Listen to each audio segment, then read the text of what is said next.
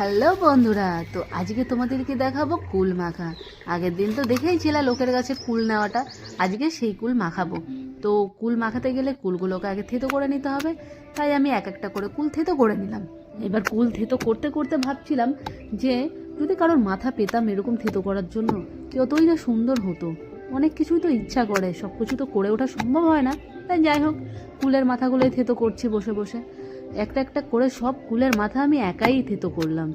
আর কুল মাখা খেতে গেলে ধনেপাতা, লবণ, লঙ্কা তো মাস্ট। তো এগুলোও শুরু করে দিলাম বাটা। তো এগুলো বাটতে বাটতে আমার জিভে জল চলে এসেছে, আর এখন তো ভয়েস দিতেও জল চলে আসছে।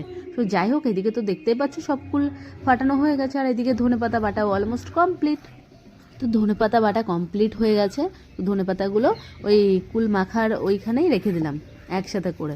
আর শিলের ওপর যতটুকু লেগেছিল ধনেপাতা বাটা অতটুকু ফুল দিয়ে মুছে নিলাম, কারণ এইটুকু নাকি বেশি টেস্ট লাগে খেতে।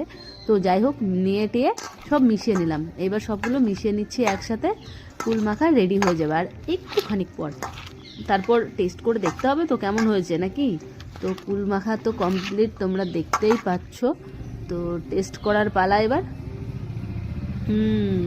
সত্যি অসাধারণ হয়েছিল, কিন্তু ভীষণ টক ছিল। আমি এতটা টক খাই না যেহেতু, তো আমার একটু সমস্যা হচ্ছিল। কিন্তু যাই হোক, টেস্ট এইটুকুই করেছিলাম। আর আজকের ভিডিও এখানেই শেষ। টাটা।